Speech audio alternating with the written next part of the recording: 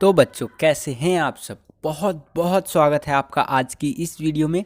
आज की इस वीडियो में हम देखने वाले हैं बच्चों क्लास 12th का जो आपका अभिव्यक्ति और माध्यम वाली जो बुक है, तो इसका बच्चों हम इम्पॉर्टेंट वन लाइनर वाले क्वेश्चंस देखने वाले हैं आपका जो टर्म 1 एग्ज़ाम है उसके लिए। ऑलरेडी मैंने पहला वीडियो, इसका पहला पार्ट आप कह सकते हैं, वो बना रखा है चैनल पे, आपको मिल जाएगा, लाइव है वो वीडियो, तो उसको आप देख सकते हैं। उस वीडियो के अंदर मैंने 100 कह सकते हैं महत्वपूर्ण प्रश्न एक्सप्लेन कर दिए हैं और 100 प्रश्न इस वीडियो में एक्सप्लेन करूंगा। 100 क्वेश्चंस बेसिकली टोटल 200 क्वेश्चंस देने वाला हूं बच्चों, जो आपके टर्म 1 में मान के चलिए आएंगे ही आएंगे, शायद ही इससे बाहर कुछ आए। ठीक है बच्चों, तो चलिए शुरू करते हैं। सब्जेक्ट है आपका हिंदी और ये इंपॉर्टेंट या मोस्ट इंपॉर्टेंट वन लाइन वाले क्वेश्चंस कह लीजिए आपके टर्म 1 एग्जामिनेशंस के लिए। ठीक है बच्चों, तो चलिए शुरू करते हैं। यहाँ पर हम तो यहाँ पर आप पहला क्वेश्चन देख सकते हैं बच्चों, यानी कि 100वां क्वेश्चन। ये पिछली वीडियो में भी बताया था मैंने आपको कि आधुनिक युग के 2 नाटककारों के नाम लिखिए। तो पहला है आपका मोहन राकेश और दूसरा है धर्मवीर भारती। ठीक है, आगे चलते हैं, अगला प्रश्न देखते हैं बच्चों। अगला प्रश्न क्या पूछ रहा है हमसे कि एक अच्छा नाटक कौन सा होता है। तो यहाँ पर एक अच्छा नाटक की बात कर रहा है। एक अच्छा नाटक होता है बच्चों जो कथा को आपसी बहस, वाद विवाद और तर्क वितर्क से आगे बढ़ाता है। ठीक है बच्चों, तो ये हमारा एक अच्छा नाटक कहलाते हैं। अगला प्रश्न देखिए बच्चों कि कहानी का इतिहास कितना पुराना है। तो कहानी का जो इतिहास है मानव इतिहास जितना ही पुराना है बच्चों। ठीक है, अगला प्रश्न देखिए बच्चों कि कहानी का केंद्र बिंदु कौन होता है। तो कहानी का केंद्र बिंदु जो होता है कथानक होता है। कौन होता है बच्चों? कथानक होता है। उसी प्रकार से अगला चलते हैं, अगला प्रश्न देखते हैं कि कहानी के तत्वों का उल्लेख कीजिए। तो कहानी के जो तत्व है वो है पात्र, भाषा, देश, काल, उद्देश्य, संवाद। ये आप सब लिख सकते हैं, कहानी का अलग अलग तत्व इनको आप कह सकते हैं। अगला है हमारा कि कहानी में कथानक के कितने स्तर होते हैं। तो कहानी में कथानक के 3 स्तर होते हैं, आदि, मध्य और अंत में। ठीक है, अगला प्रश्न देखिए। अगला प्रश्न है कि कहानी की भाषा कैसी होनी चाहिए। तो सरल होनी चाहिए, सहज होनी चाहिए, स्वाभाविक होनी चाहिए। ठीक है बच्चों, अगला प्रश्न देखिए, लेख में किस शैली का प्रयोग होता है। तो लेख में मैं शैली का प्रयोग होता है। ठीक है, अगला है हमारा कि कहानी को रोचक बनाने में कौन सा तत्व सहायक होता है। तो वो होता है हमारा द्वंद्व। ठीक है, अगला प्रश्न देखिए। अगला प्रश्न है कि कहानी की भाषा कैसी होनी चाहिए। सरल, सहज और स्वाभाविक होनी चाहिए। ठीक है, अगला है हमारा, ये मैंने पहले भी बता रखा है आपको कि स्टिंग ऑपरेशन से क्या अभिप्राय है। तो स्टिंग ऑपरेशन में क्या होता है कि कैमरे को गुप्त तरीके से छुपा करके वो गुप्त ऑपरेशन करते हैं जिसके अंदर भ्रष्टाचार अथवा रहस्यमयी चीज़ों का भांडाफोड़ हो जाता है। ठीक है, तो इसको स्टिंग ऑपरेशन कहते हैं। आपने देखा होगा न्यूज़ वगैरह में कि ये हमारे न्यूज़ रिपोर्टर गए स्टिंग ऑपरेशन करने के लिए। ठीक है, और यहाँ से स्टिंग ऑपरेशन करके आए वो। ठीक है, अगला चलते हैं, अगला प्रश्न देखते हैं। अगला प्रश्न है ऑल इंडिया रेडियो की स्थापना यानी कि AIR की स्थापना कब हुई और AIR की कह सकते हैं आप किस संस्था के अंतर्गत आती है। तो ऑल इंडिया रेडियो की स्थापना हुई थी आपकी 1936 ईस्वी में और अब यह प्रसार भारती के ये प्रसार भारती नामक संस्था है, इसके अंतर्गत आती है। अगला प्रश्न देखिए बच्चों, 12वां प्रश्न, ये क्या पूछ रहा है बच्चों कि द्वारपाल किसे कहते हैं। तो द्वारपाल जो होता है वो संपादक या संपादक मंडल को कहा जाता है, जो प्रसारित होने वाली जो सामग्री होता है उसको नियंत्रित और निर्धारित करता है हमारा। अगला प्रश्न देखिए बच्चों, अगला प्रश्न क्या पूछ रहे हैं हमसे कि पत्रकारिता की बैसाखियों से क्या तात्पर्य है। तो पत्रकारिता की जो बैसाखियाँ होती हैं उससे तात्पर्य है वे साधन जिनके सहारे पत्रकारिता निष्पक्ष, वस्तुपूरक और संतुलित बनाई जाती हैं, बैसाखियाँ होती है। जैसे कि निष्पक्षता हो गया, सच्चाई हो गया, संतुलन हो गया, स्पष्टता हो गया। ठीक है, ये हो गया। अगला हमारा प्रश्न देखिए बच्चों, 114वां प्रश्न कि रेडियो समाचार वाचक जो होता है उसकी 2 विशेषताएं बताइए। तो पहला आवाज़ में स्पष्टीकरण होना चाहिए, दूसरा है वाचक का उच्चारण सही होना चाहिए। जो बोलता है, वाचक मतलब बोलने वाला और श्रोता मतलब सुनने वाला। अगला है हमारा कि लोकतंत्र का चौथा खंभा किसे कहा जाता है। तो लोकतंत्र का यानी कि चौथा खंभा कहा जाता है मीडिया को। ठीक है, क्योंकि मीडिया ही लोकतंत्र को सजग बनाए रखता है और जनता के हितों की रक्षा करता है। लेकिन आपका मीडिया तो थोड़ा अलग है, ये पहले की मीडिया की बात कर रहा है।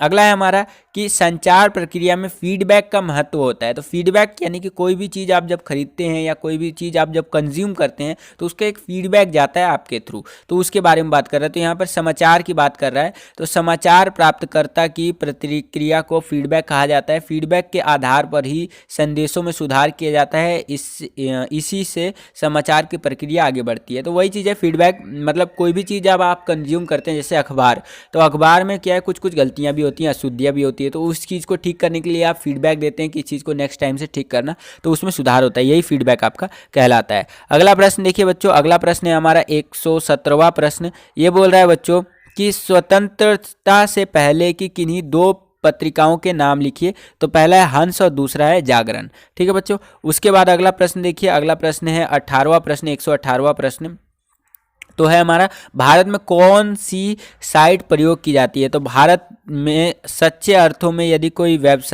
पत्रिका कर रहा है तो वो rediff.com है आपका। ठीक है, और इंडियाई फोलाइन व सीफी जैसी कुछ ही साइटें हैं जो रीडिफ को भारत की पहली साइट जो है सो कि इसमें कहा जा सकता है। ठीक है बच्चों, तो ये थे आपके यहाँ तक 118 प्रश्न। अब चलिए अगला प्रश्न देखते हैं।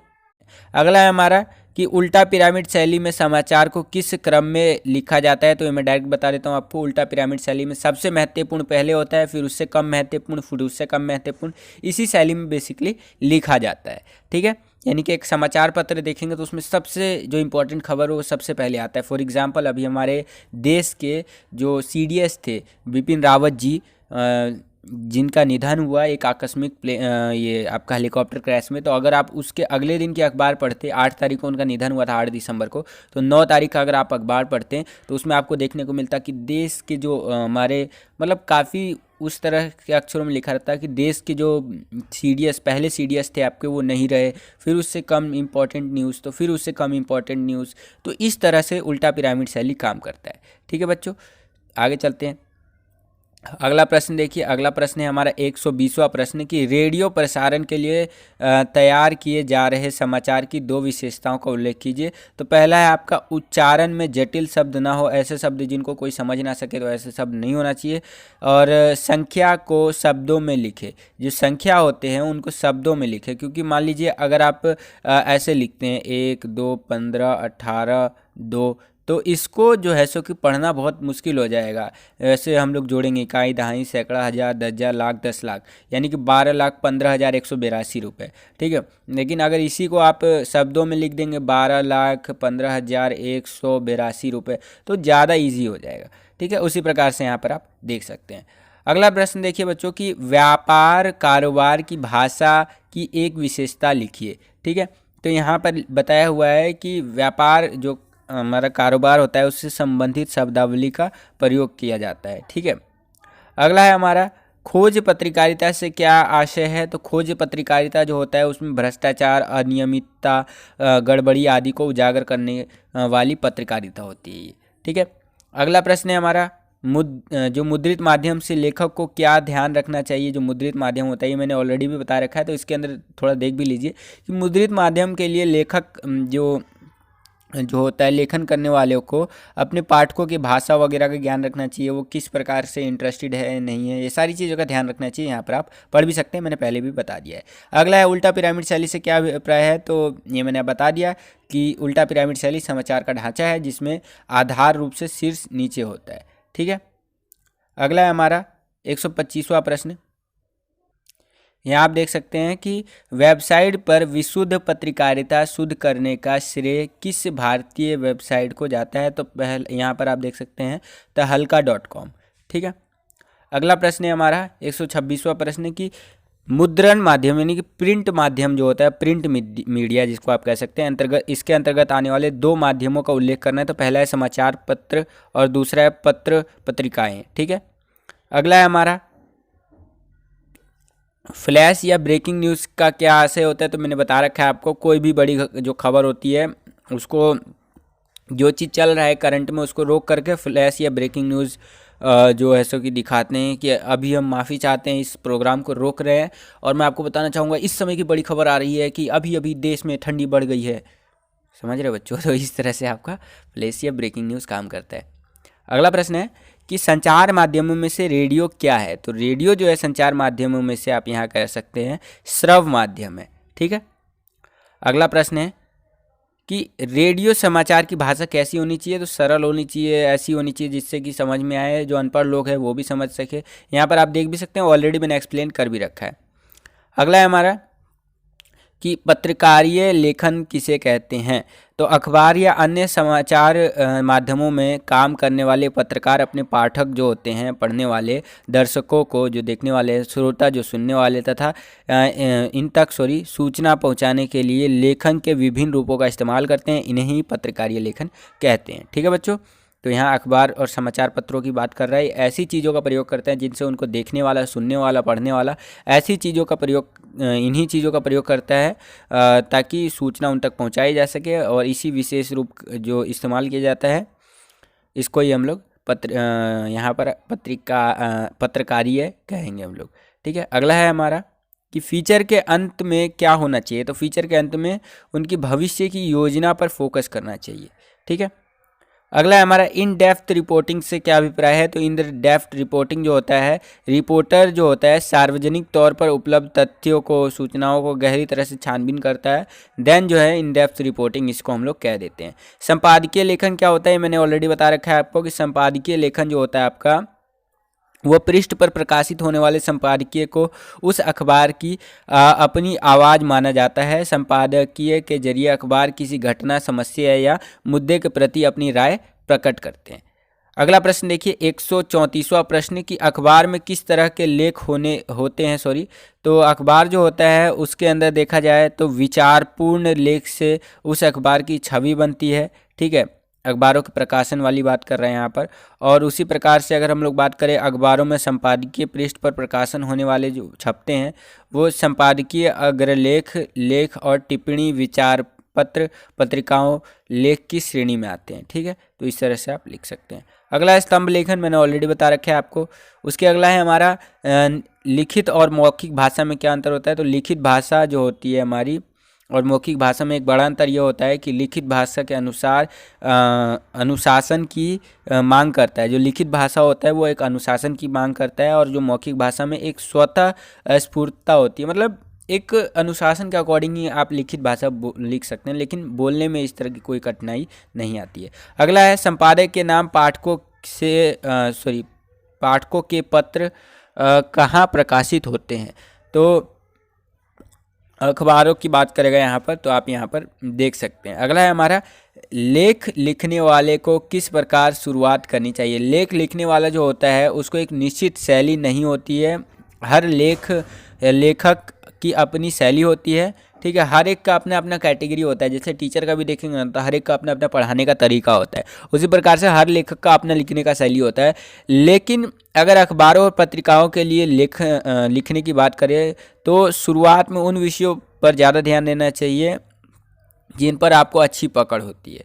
ठीक है, तो ये हमारा लेख लिखने वालों का जो शुरुआत होता है इस तरह से करना चाहिए। अगला है टीवी और रेडियो पर विशेष लेखन के लिए क्या प्रबंध होता है। तो ये मैंने ऑलरेडी बता रखा है, तो ये नहीं बताऊंगा मैं आपको, आप पढ़ भी सकते हैं वैसे अगर इसको पढ़ना चाहे तो। अगला है भारत का पहला छापाखाना किसने खोला था। तो भारत में पहला जो छापाखाना था वो मिशनरियों ने धर्म प्रचार की पुस्तक छापने के लिए खोला था। बाइबल छपी थी पहला। अगला है हमारा जनसंचार के आधुनिक माध्यमों में सबसे पुराना माध्यम कौन सा है। तो वो है हमारा मुद्रित माध्यम, पहले भी बता रखा है। अगला है अखबार और पत्रिका के लिए लेखक और पत्रकारों को किन किन बातों को याद रखना पड़ता है। ठीक है, तो अखबार और पत्रिका के लिए लेखक और पत्रकारों को यह हमेशा याद रखना चाहिए कि वह ऐसा विशाल समुदाय के लिए लिख रहे हैं जिसका एक विश्वविद्यालय, कुलपति, सरीखे विद्वान से लेकर कम पढ़े लिखे जो है वो भी पढ़ते, किसान वगैरह, यानी कि मतलब ऐसे लोगों के लिए भी लिख रहे हैं जो बहुत पढ़े लिखे हैं, जो कम पढ़े लिखे हैं उनके लिए भी लिख रहे हैं। तो अखबार और पत्रिका जो होते हैं, यानी जो न्यूज़पेपर और मैगजीन्स जो होते हैं, उनके लेखकों को ये ध्यान में रख करके ये सारी चीज़ें करनी चाहिए। अगला है अखबार में समाचार किस शैली में लिखे जाते हैं। तो यहाँ पर आप लिख सकते हैं कि अखबार में प्रकाशित अधिकांश समाचार जो है एक खास शैली में लिखे जाते हैं। इस समाचारों में किसी भी घटना, समस्या व विचार के सबसे महत्वपूर्ण तथ्य को पहले और सबसे कम महत्वपूर्ण को सबसे लास्ट में, उससे कम महत्वपूर्ण पहले, इस तरह से उल्टा पिरामिड शैली आप कह सकते हैं एक तरह से। अगला है हमारा पत्रकार जो है होता है कितने प्रकार के होते हैं, मैंने पहले ही बता दिया था आपको। एक तो होता है आपका पूर्णकालिक पत्रकार, एक होता है अंशकालिक, और तीसरा होता है फ्रीलांसर जो होता है, या आप स्वतंत्र पूर्णकालिक पत्रकार भी आप कह सकते हैं। अगला यहाँ पर उसी प्रकार से अगला है हमारा पत्रकारीय लेखन में कैसी भाषा का प्रयोग होना चाहिए। तो यहाँ पर आम बोलीचाली की भाषा का इस्तेमाल किया जाता है, यहाँ पर आप लिख सकते हैं, ठीक है। और सीधी सरल हो, ये तो एकदम बनाने वाली चीज़ें आप खुद भी बना सकते हैं। अगला है फीचर की भाषा किस प्रकार की होनी चाहिए। तो फीचर की जो भाषा है वो समाचार की सपाट बयानी नहीं चलती है, लेकिन इसका अर्थ यह नहीं है कि फीचर की भाषा शैली को अलंकारिक और दुरूह बना दिया जाए, मतलब ठीक होनी चाहिए, नॉर्मल होनी चाहिए।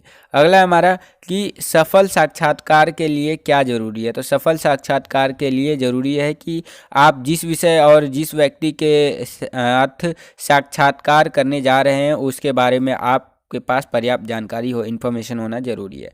अगला है एंकर वाइट से आप क्या समझते हैं। तो यहाँ पर आप देख सकते हैं टीवी पत्रकारिता में वाइट का काफ़ी महत्व होता है। टेलीविज़न में किसी भी खबर को पुष्टि करने के लिए इससे संबंधित वाइट दिखाई जाती है। किसी भी घटना की सूचना देने और उसके दृश्य दिखाने के साथ ही घटना के बारे में जो पूरा डिटेल होता है, किसी व्यक्ति का कथन दिखाया या सुनाया खबर को प्रामाणिकता प्रदान की जाती है, ठीक है।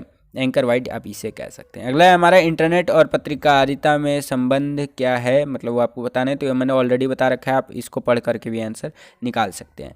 अगला है हमारा भारत में इंटरनेट पत्रकारिता कब शुरू हुई। तो भारत में जो शुरू हुई थी, पहला दौर जो था 1982 से 92 तक का था। दूसरा है 93 से 1 तक का था, और अभी जो चल रहा है वो 2002 से अब तक तीसरा दौर माना जाता है, ठीक है। अगला है लाइव किसे कहते हैं। तो लाइव वो होता है जिसमें हम लाइव आते हैं यूट्यूब पे, मजाक कर रहा हूँ।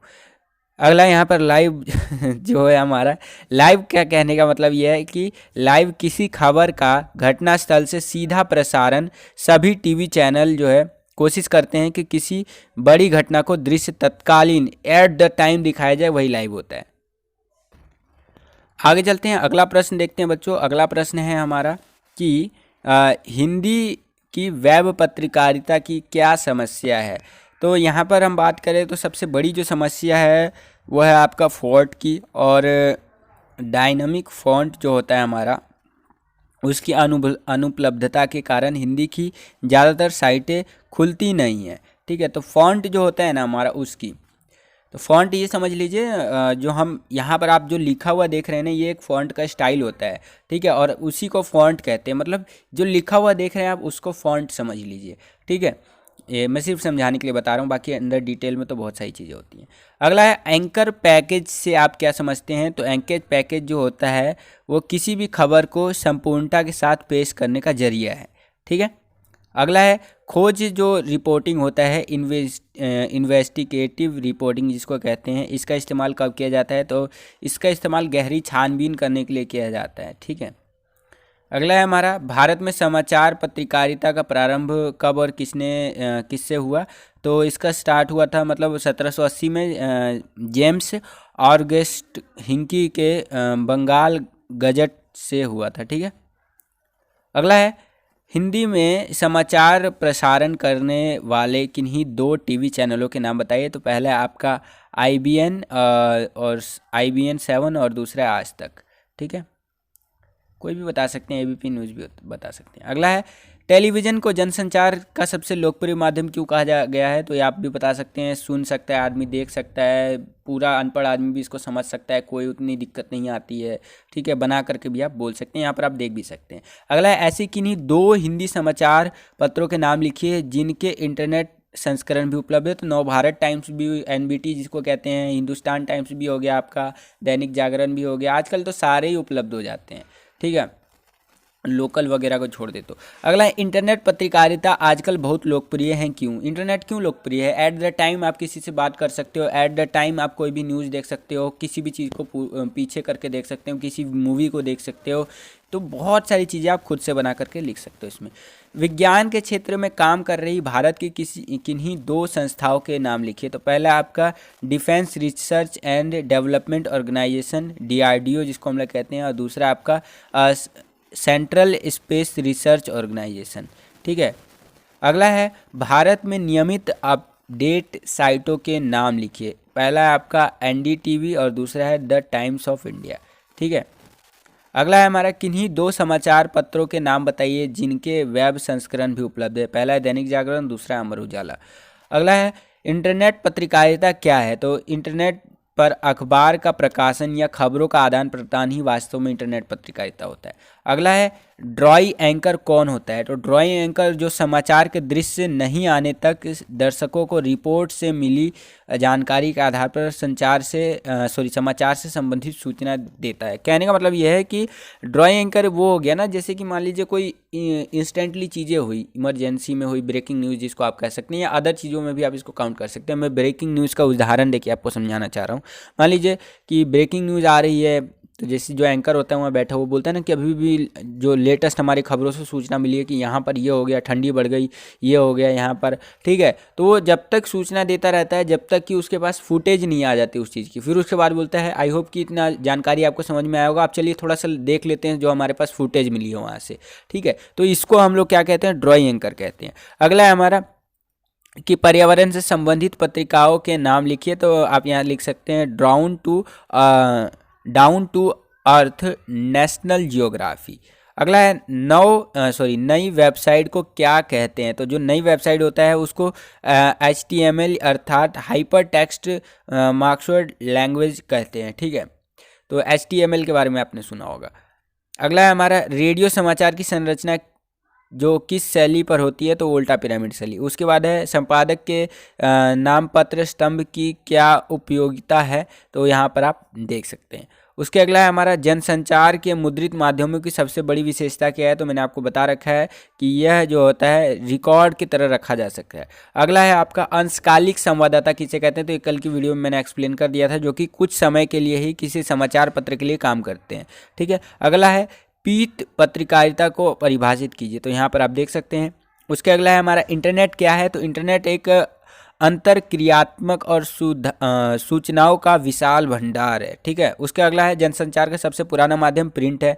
अगला है बाइट किसे कहते हैं? तो बाइट जो है कथन को कहते हैं। दूरदर्शन पर किसी खबर की पुष्टि के लिए बाइट दिखाई जाती है। अगला प्रश्न देखिए बच्चों।